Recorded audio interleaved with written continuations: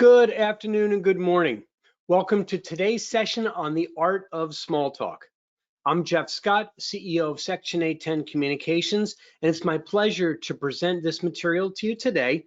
Today's session will be a little bit shorter than normal. We scheduled 45 minutes. We may wrap up closer to a half hour or so, but we wanted to provide some information that can help you in that sometimes awkward situation when you're in a business scenario or possibly a social setting and you want to get into a conversation, maybe meet someone new, maybe looking for business opportunities, making friends, whatever it may be, and you feel a little bit awkward in that process. Quick housekeeping items for those of you joining live today. Everyone is on mute, but again, we do have the questions and chat area that's available to you. So feel free to put in your questions, comments as we go through the session. Also, you can check in your control panel in the handout section, and you'll see a brochure on Section 810 Communications. Feel free to download that and get an idea of some of the other courses and workshops that Section 810 Communications offers. So with that, let's jump right into today's session. We're going to talk about how you can confidently approach anyone, and here's the key: add value. We're going to look at some keys to being a good conversationalist, and the last bullet here, that includes being a good listener.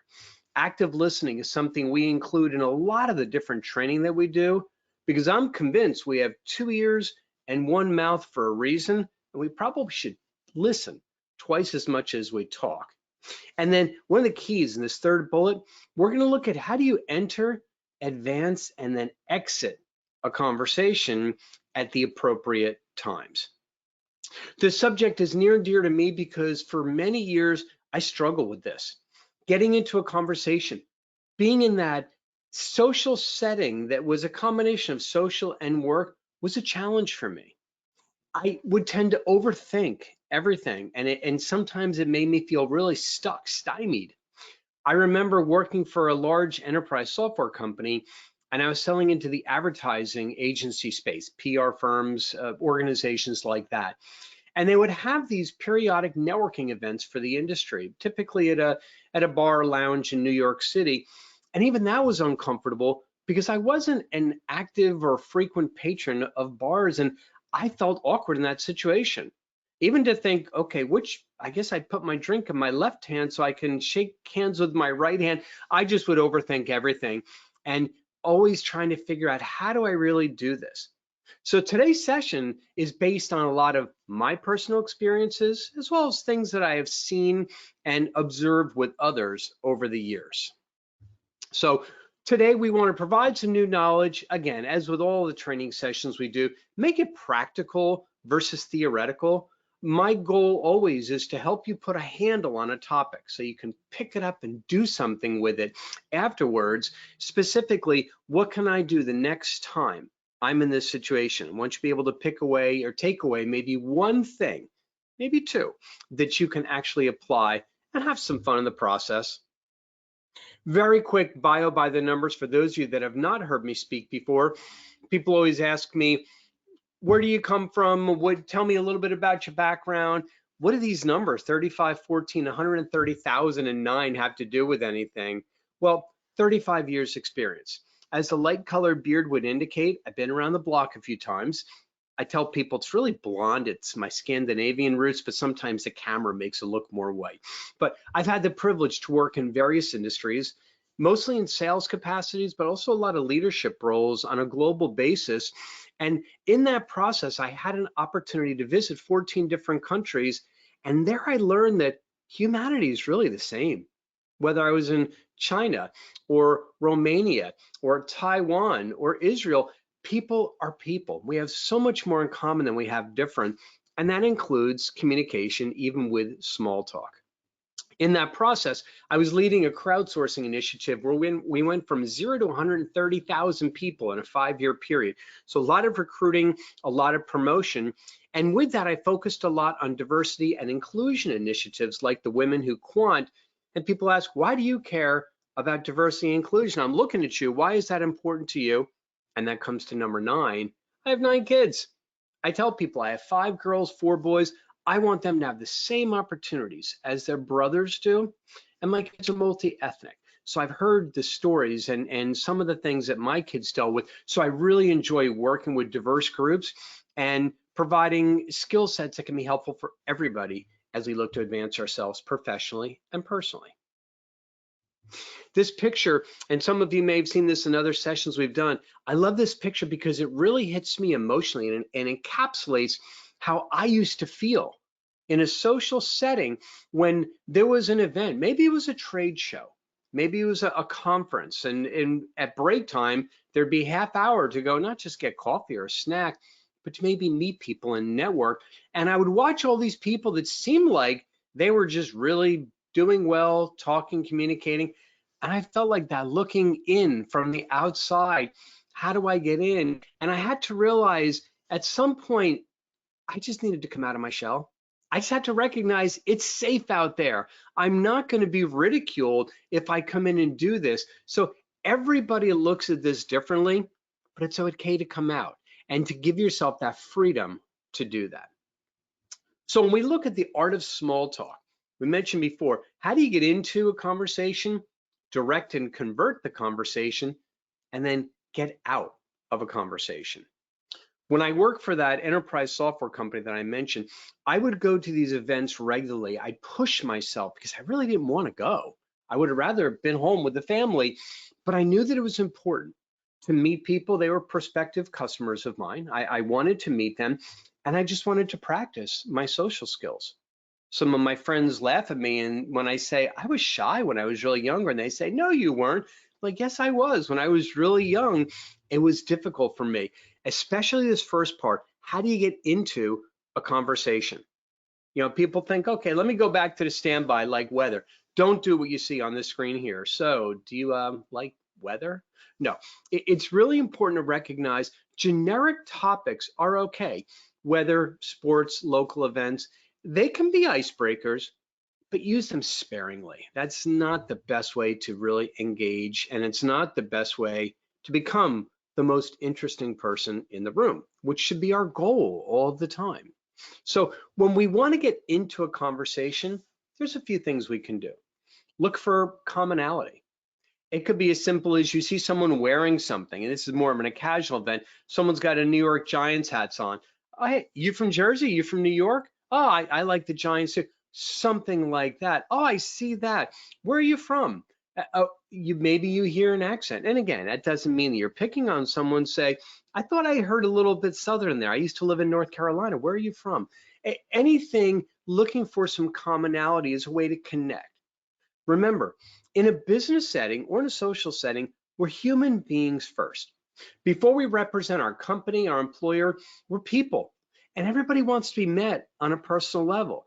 It doesn't mean you're necessarily going to find your BFF at the next conference or event, but look for opportunities to connect with them on a personal level. Look for that commonality. What can you use as a platform to open a conversation? Proactively introduce yourself. Hi, I'm Jeff. We talk a lot about conversational merge, and don't be really intimidated when you come in, but just, hi, I'm Jeff. Volume clear, enunciation clear, with a smile, firm handshake, just proactively introduce yourself. Now, this is especially if it's a one-on-one. You ever gone to these events and you're sitting over there, standing there, someone else is standing over there, and you want to go introduce yourself. They're not talking to anyone else, just to go over and make that proactive introduction. Introducing yourself to a group is a little bit different. We'll talk about that in a moment, but look for opportunities to connect, proactively introduce yourself, and then compliment them. Now, of course, in the world that we live in, we want to be careful how we compliment someone. We don't want to do anything that in any way could be perceived as inappropriate. And sometimes that's really hard because in sincerity, you may be saying something, but how is it perceived? But compliment someone sincerely. Really, don't look for something and say, wow, what a great handbag. In the meantime, you're thinking, man, where did they get that? But compliment them sincerely and uniquely and specifically. For example, and I've seen this more, and it can go in all different directions in terms of gender, but I see this a lot with my female counterparts. They would say, my gosh, I love your shoes. I was gonna something about what they're doing, but make it unique and specific. I see that more again with my female counterparts, but look for a way to compliment someone.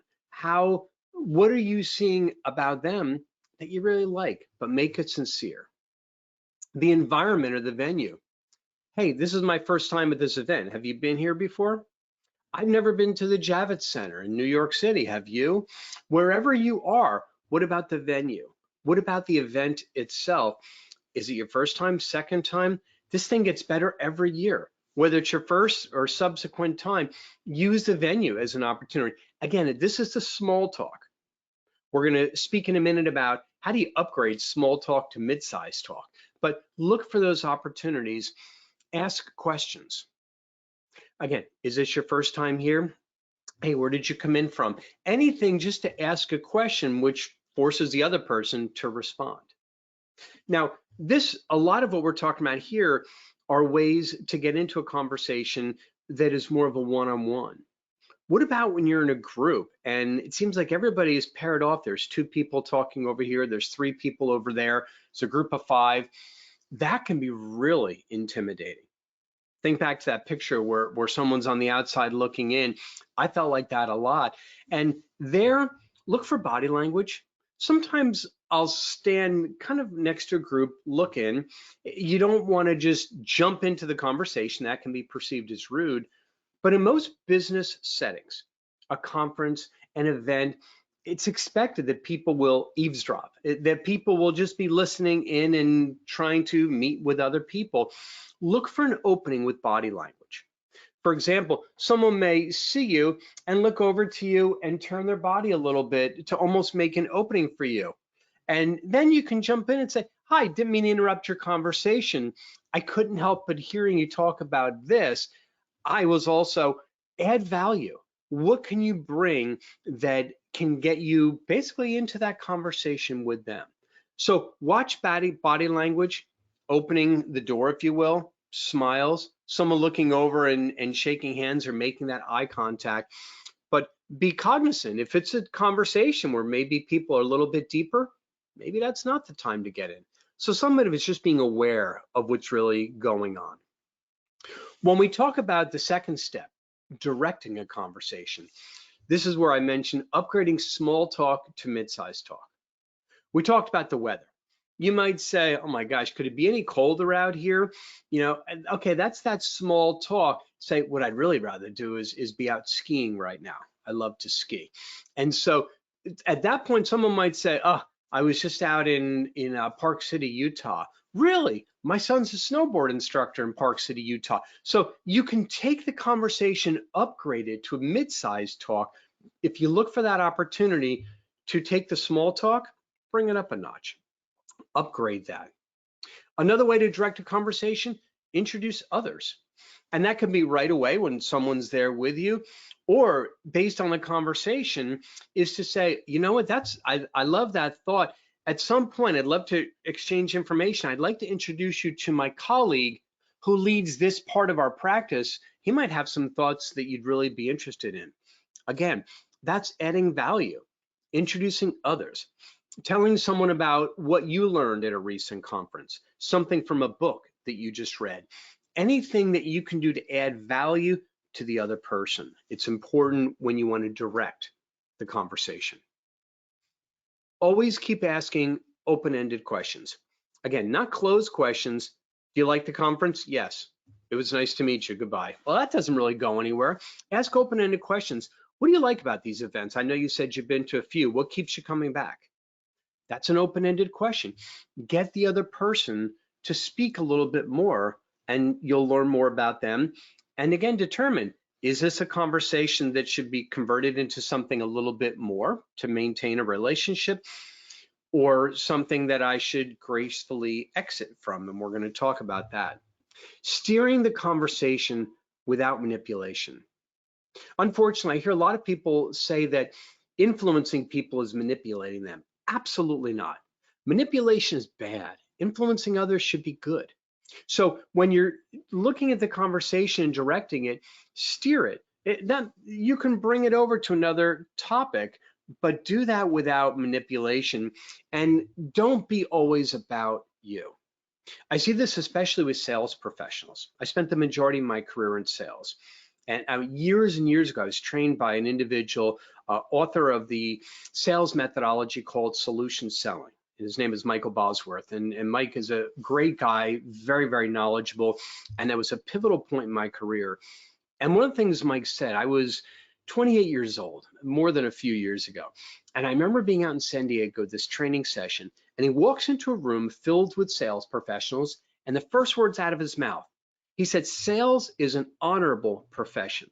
Let's keep it that way." It was pivotal. That really impacted me. Unfortunately, sometimes sales professionals think it's all about them. What can I sell? What can I do? How do I get a client? Look, in sales, it's your job to bring revenue into the company. 100% understood, but it doesn't have to be done in a manipulative manner. Sometimes it's okay to have a conversation that doesn't drive back to what your company offers.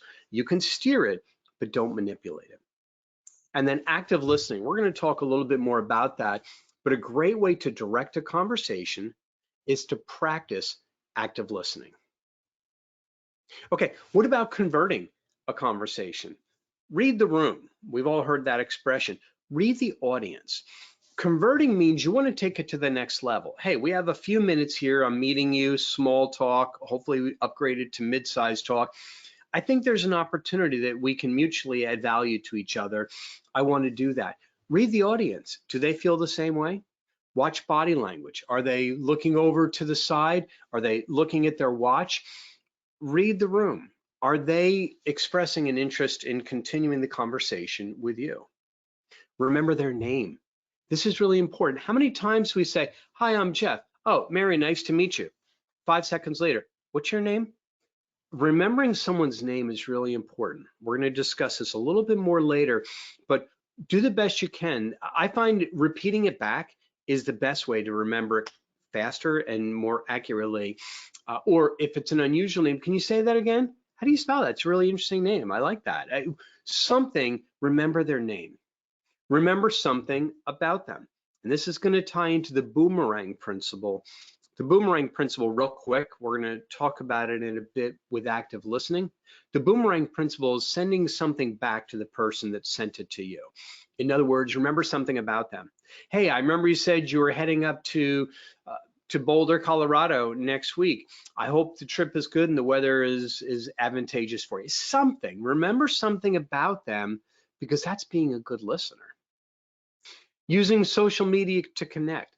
Again, I found at a lot of events that I've been to in recent years, business cards are becoming passé. They're not as common.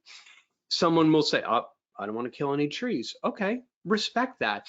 Let's connect. And that can be done in different ways.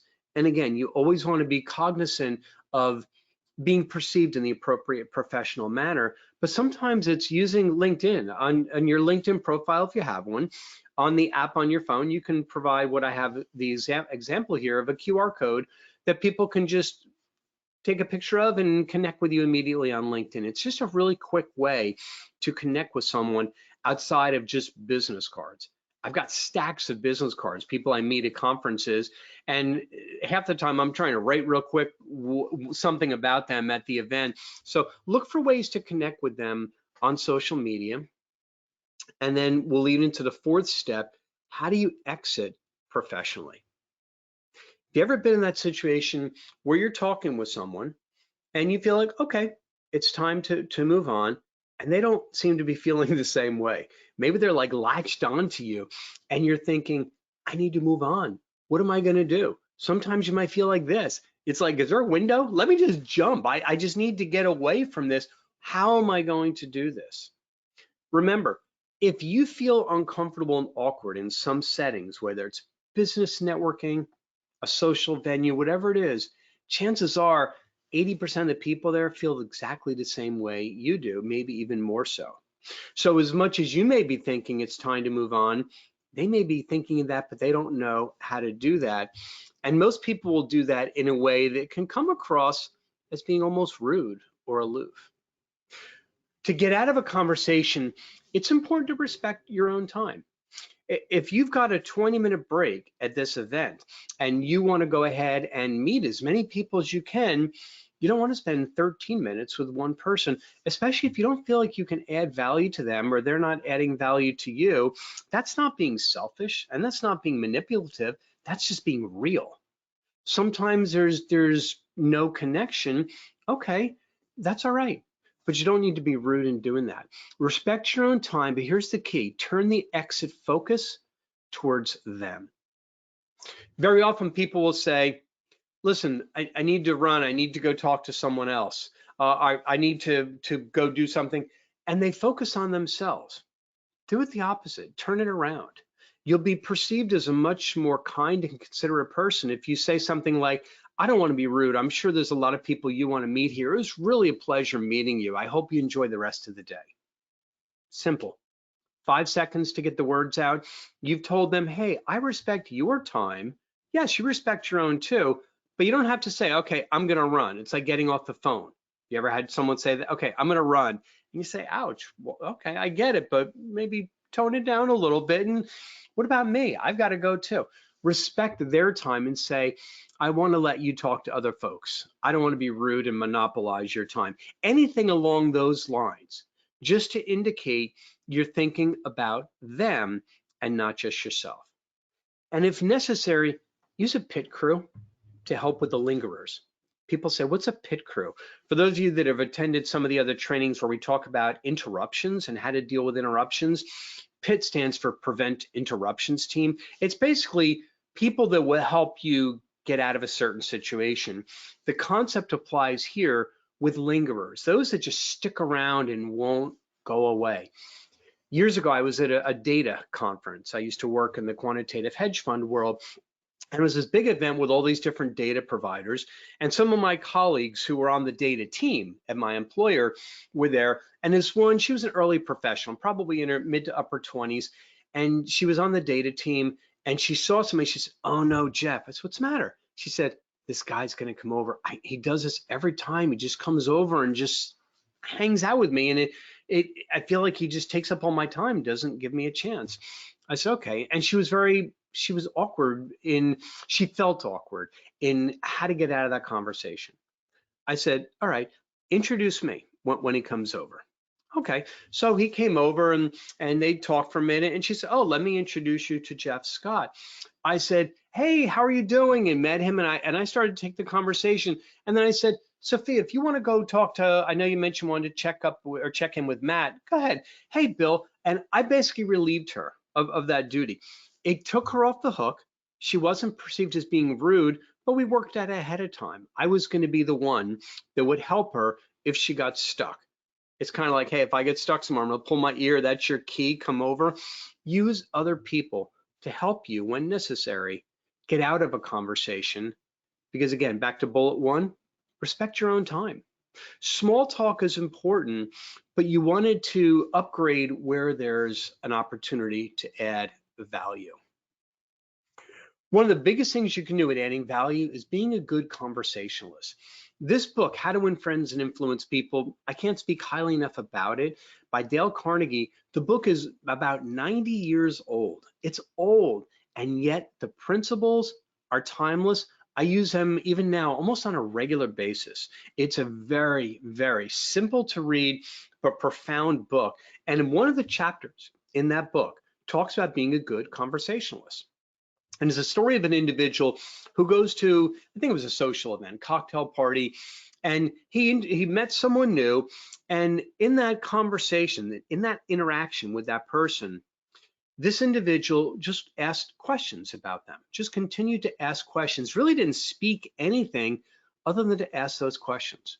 And several minutes later, when the interaction ended, the other person said to someone else, I met this individual. What a great conversationalist. Well, the reality was all they really did was ask questions about the other person. They asked those questions to want to know and gave the person a chance to talk about their favorite subject, which for most of us, our favorite subject is ourselves. It's comfortable to do that for most of us. And in that case, Being a good conversationalist really raise the bar, if you will, and the stature that they held with the other person. Be a good conversationalist, and if you haven't read the book or if you haven't read it in a while, highly recommend take a look at it. A number of great principles. So let's jump in and quickly talk about active listening, because when you're making small talk, as I mentioned before, how we listen sometimes can be even more important than what we say. And I love this quote by Charles Eliot: "There's no mystery about successful business intercourse. Exclusive attention to the person who is speaking to you is very important. Nothing else is so flattering as that." Or I'll change that. Flattering sometimes has a bad connotation. Probably back in that era it didn't, but as complimentary as that.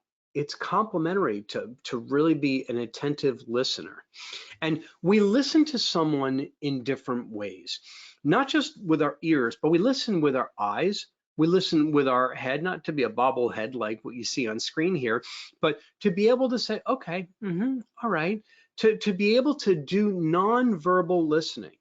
That could be leaning in, it could be a posture, it could be open body language, not crossed, not turning sideways, not looking at your watch, but just engaging. Eye contact where appropriate. Be that active listener, and again, use questions. Could be clarifying questions like, what do you mean? Now again, what do you mean could come across really negatively, like, what do you mean? No, that's not what we're talking about. What do you mean is, hey, what do you mean by that? That's really interesting. I hadn't thought about it that way. Tell me a little bit more. Why do you feel that way? I'm intrigued. Something to let people know you're interested. And then of course the open and close questions. Those open-ended questions with small talk, really more important than the closed questions. You want more than a 1 or 2 word answer. Give people an opportunity to speak to you. Ask those questions, engage with them. And we've talked about the boomerang approach. This is really important when we're directing and converting a conversation. Okay, we get introduced, we direct the conversation, we convert it. That's that connection. Hey, maybe it's that LinkedIn connection. And then the boomerang is that final step where after an event, and I keep using the example of being at a business event, but after the event, you would reach out and say, it was really a pleasure to meet you. One of the things you said was, and it could be personal or it could be business. I've used both. But one of the things you said is, I really appreciate that. In fact, I checked out that restaurant you mentioned, since it's your first time in Kansas City also, whatever it is. And to say, hey, I listened to what you said, that is so complimentary. People think, wow, they listened to me and now they're telling me about it. If you want to build connections and you want to become one of the most interesting people in the room, ask good questions, remember what they say, connect with someone, and then boomerang it back to them. Bring it back and let them know you heard them. And if you went to someplace they recommended, tell them what you liked about it. Their oysters were amazing, whatever it may be. Something, again, that hits the personal side. You're not necessarily trying to be just best friends with them, but something that affects the personal side. For those of you that are sales professionals or business owners and entrepreneurs, at the end of the day, people do business with people they like and people they trust. No matter how great a product we have, whatever the ROI, the return on investment analysis, all of these things, very important, but people do business with people they like and people they trust. I've seen this in the positive world, positive sense, where someone who builds a good connection may not have a superior product or service, but they secure business. Why? Because the other individual trusts them. And a big part of trust is being able to talk about things that make someone feel engaged. Just a quick note, if you feel like you're too compelled to talk a lot, remember the acronym WAIT, W-A-I-T. Why am I talking? I guarantee that as long as something is coming out of your mouth, you're guaranteed to not learn anything new. Let me say that again. As long as something's coming out of your mouth, you'll never learn anything new. This is coming from your brain. So why am I talking? Ask questions. Give people a chance to talk a little bit more with you. We mentioned before names and the importance of what's in a name. In Dale Carnegie's book, How to Win Friends and Influence People, he talks about a business executive, a high-powered executive who had a very, very difficult name to pronounce. And because of that, he was known in business as Mr. T. It's the first initial of his last name. Well, this one sales professional wanted to build a relationship with the company, and he called receptionists and did research, and he wanted to know exactly how to pronounce his very difficult name. And when he finally got in for a meeting, and he went in and he said, "Hello, Mr." and he pronounced the man's name correctly. And this high-powered executive had a tear brought to his eye. He said, "No one said my name in 10 years." And what Dale Carnegie says in his book is the most magical word in any language is someone's name when it's pronounced correctly. So be aware of that. It's really important. I tell people it's hard for me, and I joke about this because I'll ask someone to repeat the pronunciation of their name, and I'll say with a name like Jeff Scott, it doesn't get any more boring than that. Anything beyond one syllable is going to throw me. But look for opportunities to learn someone's name. And then just a quick comment as we get ready to close out today's session, name badges. Where do you think they should be placed, or where do you typically place yours? Looking over at some of the questions here. Yeah, most people put them right here on their left side, and they put it just about it at that level. That's very normal to do that. I always put mine on the right side, and people say why, and here's why.